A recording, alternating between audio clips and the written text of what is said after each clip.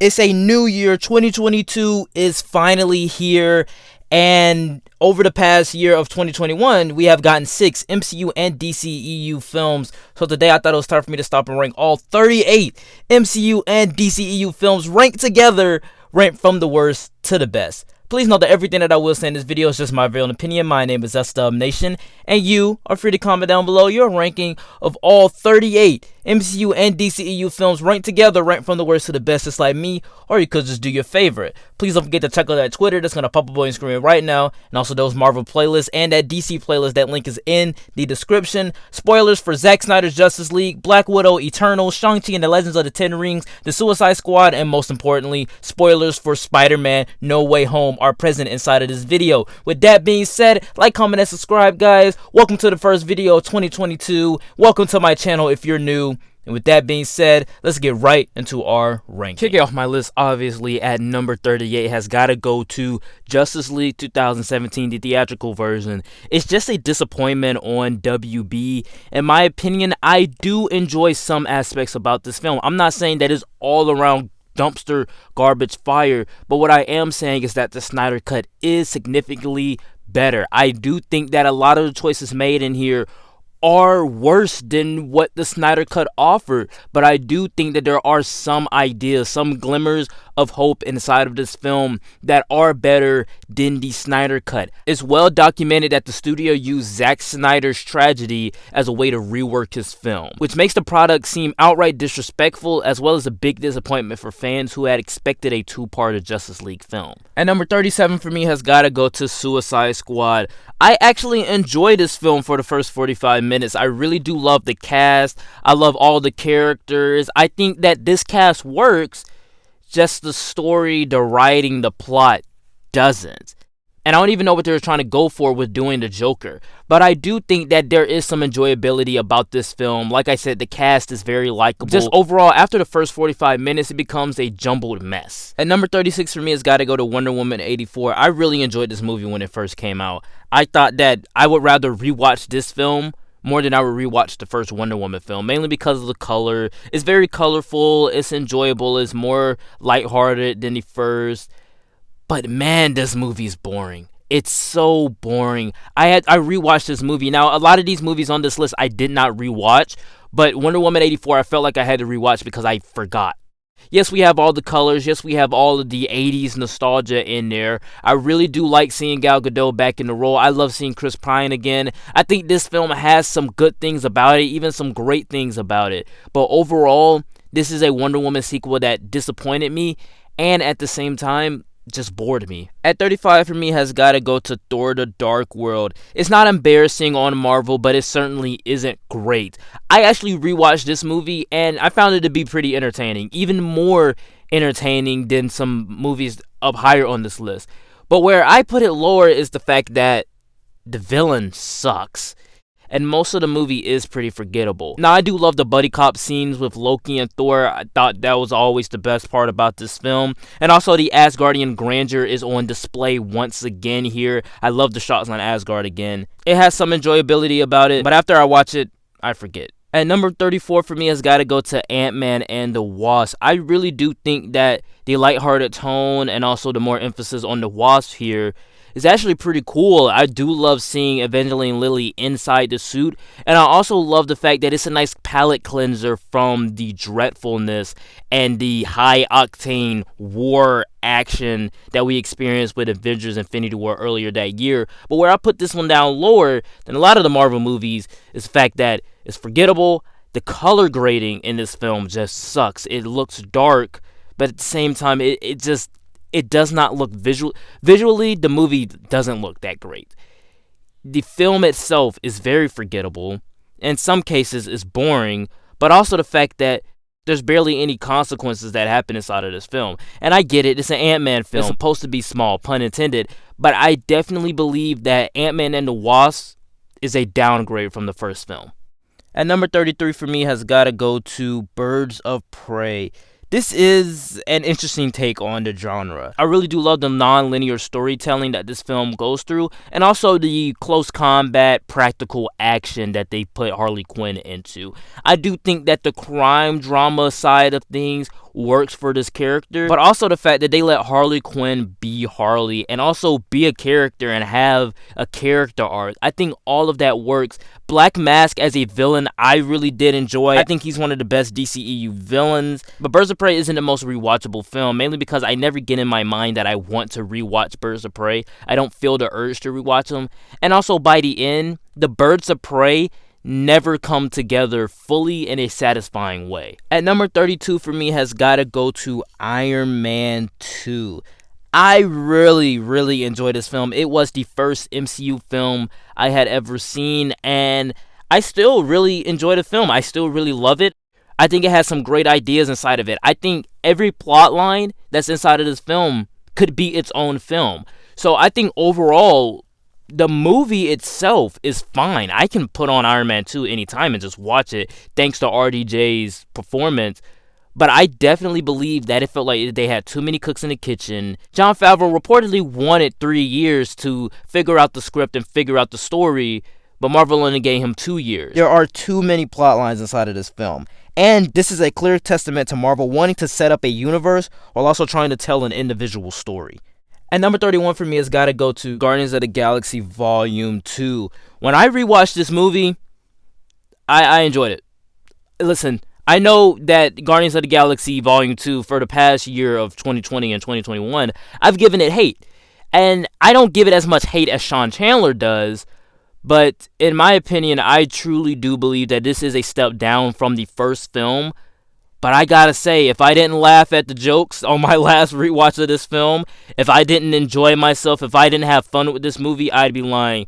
I really enjoyed Guardians of the Galaxy Volume 2. It is hilarious. It's not better than the first film. It's not even better than the films higher up on this list, as you can tell. But Guardians of the Galaxy Volume 2 has some substance to it. Now, the humor is darker as well as the themes. The villain, he doesn't really do that much. Also, he's not really that interesting until we get into the third act. And I wasn't really that much of a fan of Rocket's recklessness, but I do love what they did with Yondu. I loved all the emotional moments inside of this film. That ending the film with Yondu's funeral and Rocket's tear falling down his face still makes me cry. Kicking off the top 30 list for me has got to go to The Incredible Hulk. I'm not a hater of this film. I really like this movie. I think that The Incredible Hulk is a good Hulk movie. Going into this film, you got to ask yourself, what are you looking for in a Hulk film?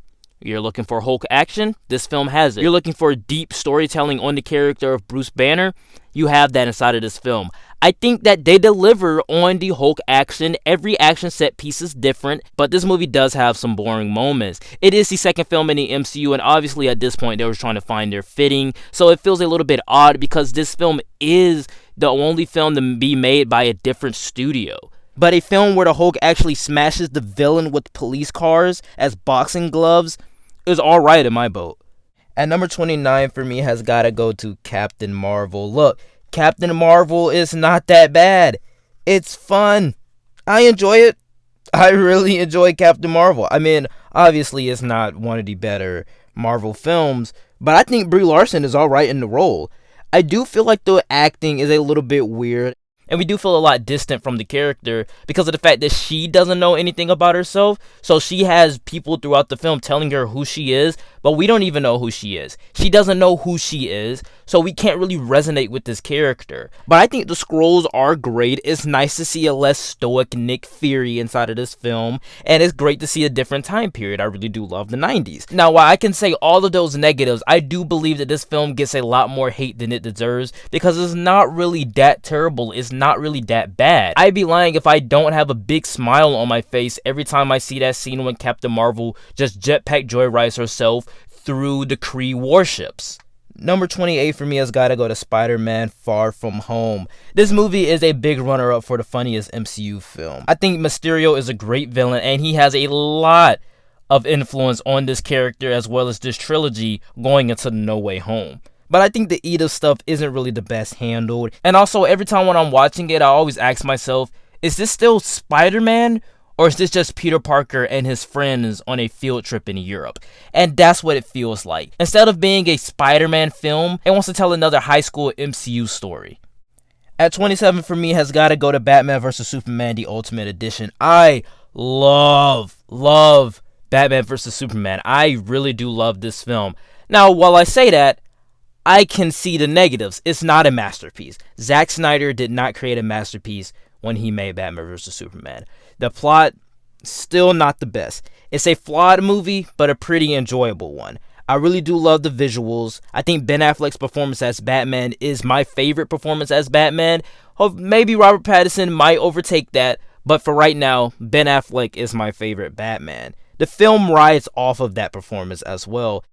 It has some great action in there. I really do love the question of should there be a Superman? But just like Iron Man 2, this film felt like it was trying to set up a whole universe instead of trying to tell an individual story.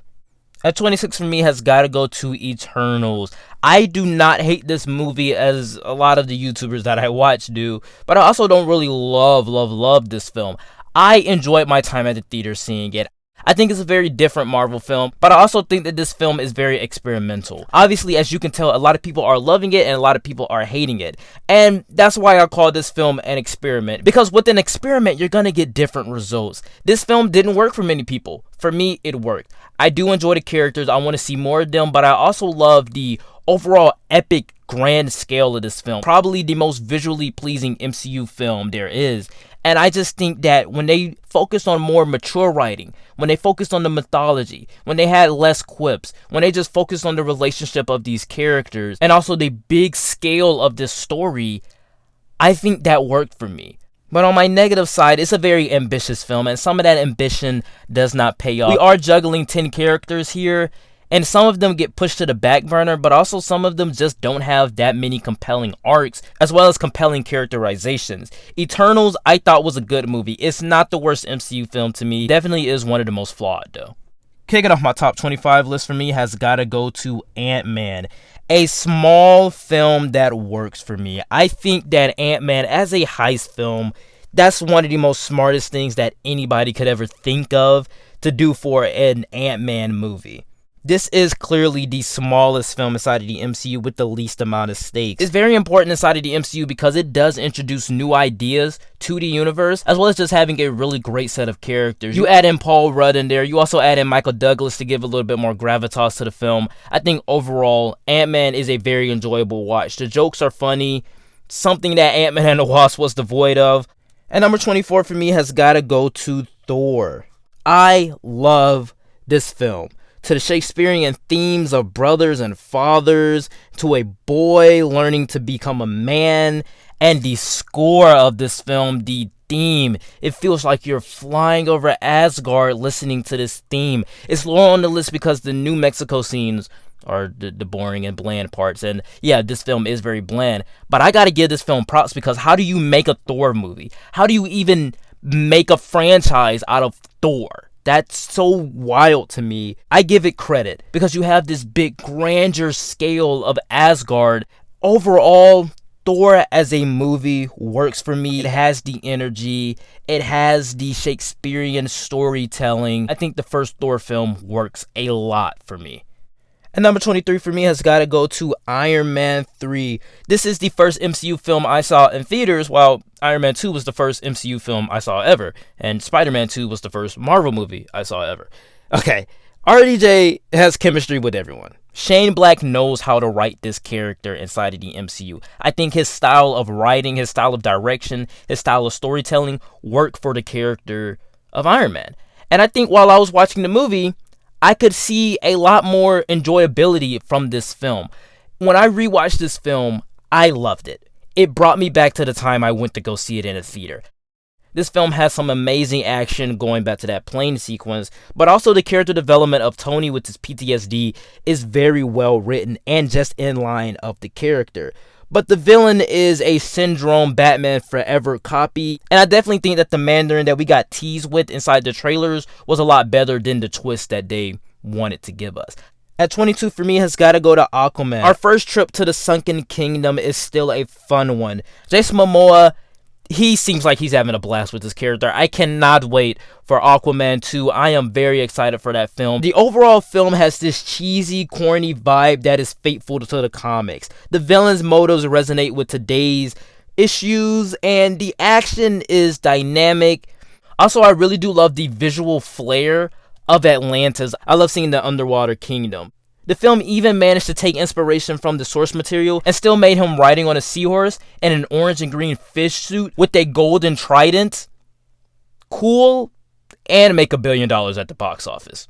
And number 21 for me has got to go to Doctor Strange. This film could be written off as forgettable, but I find it pretty entertaining. Our trip to the wizarding world inside the MCU is great. It's great. The visuals are amazing and trippy. Benedict Cumberbatch as Doctor Strange obviously is great. Great casting for this character. But I feel like this film was microwaved and pushed through the MCU origin story template. But overall, as a film, as an origin story, as an MCU film, it's different, it's fun, it's interesting, and obviously, I cannot wait for the sequel. It's given us one of the best characters inside of the MCU. Kicking off my top 20 list for me has got to go to Black Widow. I didn't hate this film either. When I went to the theater, it was the first time I ever been to the movie theater to see an MCU film. Earlier that year, I saw F7 and F9. But to see the first MCU film in 2 years after Spider-Man Far From Home in theaters was a great experience for me. It felt right. I really do love the action inside of there. Obviously, you don't really feel scared for Natasha because you know that she dies in Endgame at least 7 to 8 years later. While Black Widow has all of the action that you want, funny jokes, some more lively characters, and also some development and an arc for Natasha for this film. At the same time, this time in the MCU, I'm more excited to go forward than having to go back. And number 19 for me has got to go to Avengers Age of Ultron, a film that's hated amongst the MCU fan base as well as Marvel fans. But I gotta say, personally, I love this film. I love Ultron's monologues. They're very insightful, but also work with today's society. The Avengers feels more like a family. I love the fact that they're cracking more jokes. They're more comfortable with each other. And also, they just feel like they're having a blast. The cast feels like they're having a blast. So I think overall, this movie does work because it's enjoyable. It's fun. The characters feel like a family. It feels like an actual growth of their relationship. But on the negatives, it feels like they're trying to set up too much. They're setting up Civil War, they're setting up Infinity War and Endgame, as well as setting up Thor Ragnarok. So I can see all of the negatives with them trying to set up everything. It doesn't take you out of the film. And number 18 for me has got to go to Wonder Woman. I really do love Wonder Woman. Yeah, I've been saying that throughout this entire video. Oh, I love this movie. I really love this movie. I really love this movie. But I do love all of these MCU films and all of these DCEU films because they're enjoyable to me. But Wonder Woman was always a character that I really liked. She appeared on BVS. I thought Gal Gadot just killed it in that role, and she kills it inside of this film too. My negatives with this film is that some of the setup is a little bit boring, but overall, Wonder Woman as a film makes this character so likable as well as fierce, but also she has a certain charisma and naiveness about her. Wonder Woman did its job, and that's to inspire and show little girls and women that they too can be superheroes. Coming in at number 17 for me has got to go to Captain America, the First Avenger. The first half of this film is some of the best stuff inside of the MCU, just like Wonder Woman, the first half, and some of the best stuff in the DCEU. As an origin story, it works. The first half, the old origin of Steve Rogers, is up there with the origin story of Iron Man, up there with the origin story of the first Spider-Man film. Essentially, this is a guy that's just pure of heart and just wants to serve his country, even without the serum. The 1940s aesthetic is pretty cool. It's great to see a different time period inside of the MCU. But after he gets the serum, we montage through World War II, the good stuff about the character, just to have him appear inside of the Avengers next year. At 16 for me has got to go to Thor Ragnarok. The funniest film in the MCU is still Thor Ragnarok to me. It's so hilarious. It's so much fun. The award for the best comeback of any film franchise has got to go to Thor because Thor Ragnarok just reinvented the franchise. It added in some new energy to this character that I really love seeing. I cannot wait for Thor Love and Thunder. Taika Waititi did something different with the character, and while in some cases he can be a bumbling idiot, as some might say, I gotta say, giving Thor some humor and more human aspects, I really did enjoy it. But as funny as this film may be, Taika Waititi just felt like he couldn't dial down the humor for more dramatics. Kicking off my top 15 list for me has got to go to Shang-Chi and the Legends of the Ten Rings.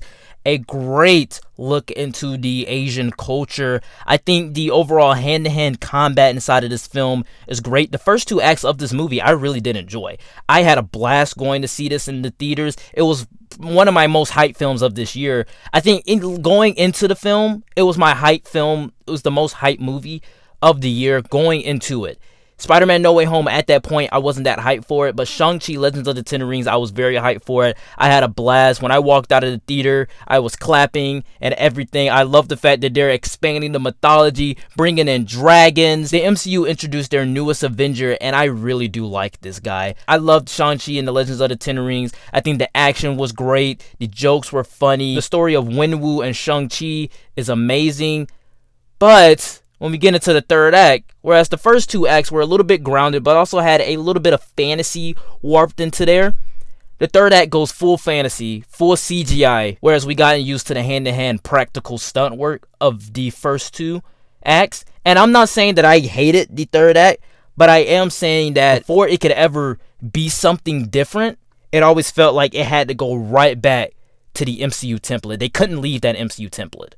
And number 14 for me has got to go to Black Panther, one of the most thematically rich films in the MCU. I think Black Panther is a film that culturally is amazing, and how important it is to the African American community is powerful. Me, myself, it was powerful to me watching Black Panther in the theater. Obviously, this film has great world building and amazing characters and villains with great cultural appropriation. The CGI, on the other hand, in that big third act, that big CGI final battle, just doesn't look visually. It doesn't look pleasing. It did not look that great. It's not the best. But as it is a story about a king trying to protect his kingdom, I think is powerful and perfectly crafted. And number 13 for me has got to go to Spider-Man Homecoming. This film has the advantage of being inside the MCU. It's so different from any other MCU film, while also any other Spider-Man film, by actually making Peter a high schooler and dealing with high school problems. We get to see him trying to find a date for homecoming. We get to see him go to detention, go on field trips. And I think that's what was missing from the Spider-Man films before. And due to that fact, we also get to see how the friendly neighborhood people react to the world of the MCU. We're inside of gyms where characters are playing F, Marry, Kill with the Avengers. Like, I think that's so much fun, and I think that's what makes this movie different from any other Spider-Man film and any other MCU film. Vulture is a great villain as a guy who just wants to provide for his family, and also Peter has a coming-of-age story that anybody can relate to. He's moving too quickly, and by the end, he realizes that he just has to stay close to the ground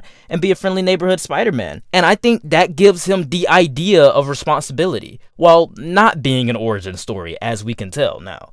At number 12 for me has got to go to Man of Steel. Man of Steel was a film that I never thought I would love, but I think after multiple rewatches, Zack Snyder's take on Superman is definitely different, but I find him so much more relatable as a guy discovering where he fits in the world. The film is purely Zack Snyder with exciting action and gorgeous visuals. The film, in my opinion, has the best superhero score ever because it's so uplifting, and the film just focuses on Clark and his journey because it does not have to set up a universe. It doesn't have the weight of the entirety of the DCEU on his shoulders.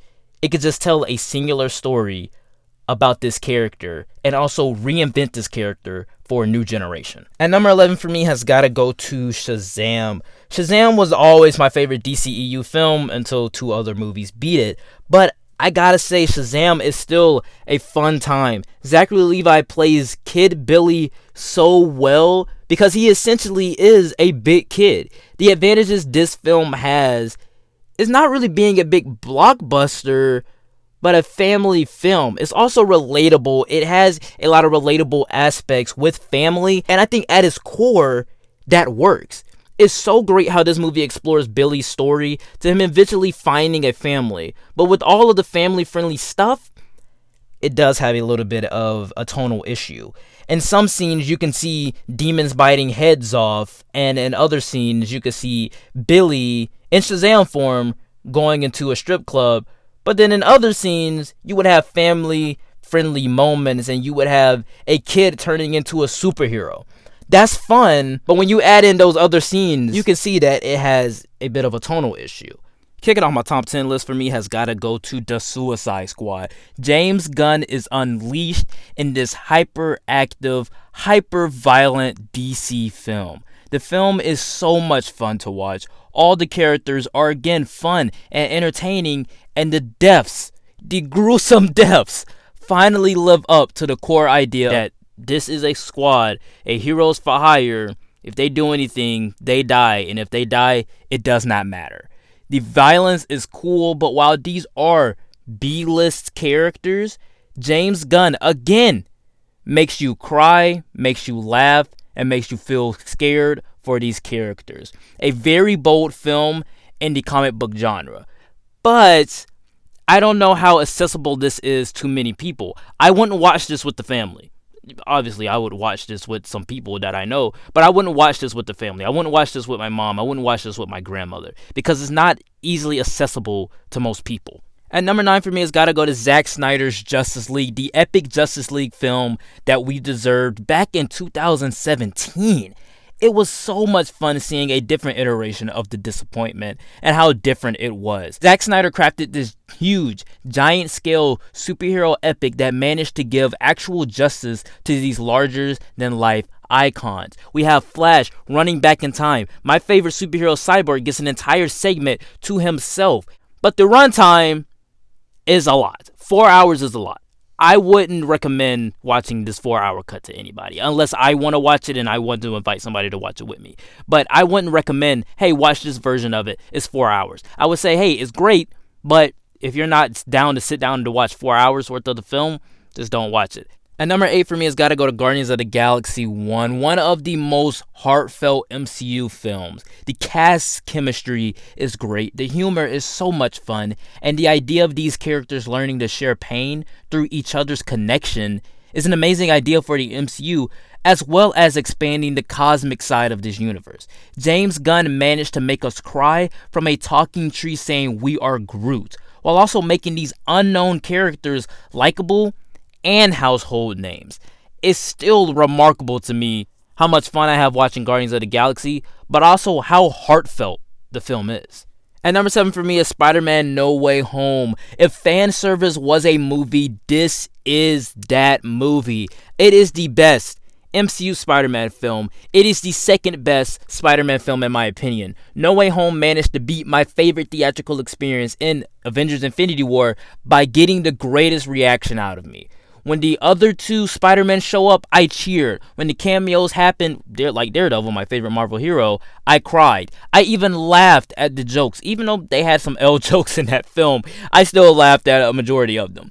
No Way Home, whilst having a great story that's important to Peter Parker, they also managed to juggle the fan service and the multiverse plot. And in the end, they gave us our first MCU Spider-Man origin story. But the setup to this is very cheap and lazy. And it felt like in order to get to the second and third act, some of the greatest stuff in the MCU, they had to cheat a little bit to get there. At number 6 for me has got to go to Captain America Civil War, one of the most thematically mature MCU films, by giving us a reason for why each character would see the Accords differently and have it line up with their characters and what we know about them. All of it colliding in an action sequence that reminds me of when I would play with my action figures and clash them together. Captain America Civil War is another MCU blockbuster film that doesn't shy away from the earned drama. But the spectacle is not really what matters here, though. It's the eternal conflicts between these characters. It can even make you cry when our characters have to fight. Kicking off my top 5 list for me has got to go to the original Iron Man, the best solo MCU film in my opinion. I think that Iron Man just works on every level thanks to RDJ's performance and Jon Favreau's direction. They had an opportunity here to get one of the B-list characters and turn him into a household name and turn him into the greatest hero in the MCU. I think Iron Man works mainly because it has the humor, it has the superhero action, but it also feels very grounded and level. And some of that has to do to the fact that it doesn't have the weight of the MCU on its shoulders. It can just tell this singular story about a man trying to right his wrongs. Easily, this film can be forgotten on how impactful it was to the overall MCU. At number 4 for me has got to go to the Avengers, a film that you can only do once. It's just so much fun when you see all of these characters together on screen for the first time. It's genius how this film was able to bring gods and super soldiers and archers and spies and a genius billionaire playboy philanthropist and a big green giant monster, bring them all together in just the heart of New York City and have them fight aliens and have them fight off an alien invasion, but also make it work. Overall, The Avengers is one of the most fun and enjoyable MCU films on this list. Kicking off my top 3 list for me has got to go to Avengers Endgame. Endgame is a film that I very much love. This is the climax of the 11-year run, starting with Iron Man. This film perfectly concludes the story arcs of both Tony Stark and Steve Rogers in very satisfying ways. This film also has highlights with the best final battle in the MCU and as many fan service moments as they can fit inside of the story. But I didn't really like the Professor Hulk and the Fat Thor stuff. It felt like a SNL comedy parody than an actual portrayal of depression. But I still think Endgame, as a film, works on so many levels. It has satisfying endings. It pays off so much throughout this entire 11-year run. And I think that the fan service moments just sung. Maybe No Way Home's fan service moments are a little bit better and got the biggest reaction out of me, but I'd be lying if I wasn't cheering when this epic film brought out all of the MCU characters for that big portal scene. Again, my runner-up at number 2 for me has got to go to Captain America Winter Soldier. It creates risk for the MCU by destroying S.H.I.E.L.D. And also, it made Captain America as a character cool to me. I never really was that big of a fan of Captain America, even after watching Civil War, until I watched Winter Soldier, until I saw him kick a guy off a boat. That's cool to me. I don't know why. That scene was always just so cool to me. In an exhilarating action film similar to 70s spy espionage, Captain America doesn't change his ways, he adapts, but modern America doesn't change Cap. Captain America changes modern America. Captain America the Winter Soldier is still one of the most coolest and exciting films inside of the MCU. But coming in at my number 1 again has got to go to Avengers Infinity War. Avengers Infinity War, as a 10-year story, this is the climax of the 10-year story of the MCU, starting off with Iron Man, just like how Avengers Endgame was. We have urgency in the plot. It's so enjoyable and satisfying seeing all of these characters interacting with each other. Like the Guardians of the Galaxy with Thor, or the Guardians of the Galaxy with Iron Man, or Iron Man with Doctor Strange. All of it works for me because it's just so much fun seeing all of these characters that come from their different franchises together. And I always loved crossovers. I love crossovers in the Arrowverse. I love the DCEU crossovers. I love the MCU crossovers because it's so much fun seeing all of these different personalities clash together. Thanos is a really great villain. What else do I have to say? He's the best villain in the MCU. Giving us a villain that you can even see his viewpoint on the side of things. And you know that he's going about it the wrong way, but you can also agree with him. That makes for a very fantastic antagonist. Avengers Infinity War, out of all 38 MCU and DCEU films, still has to come in at number 1.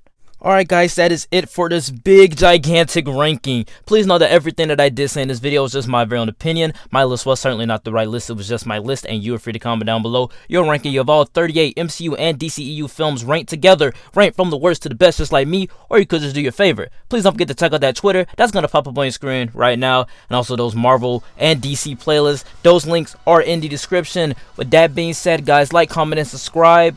Welcome to 2022. And I'll see you all next time. Peace.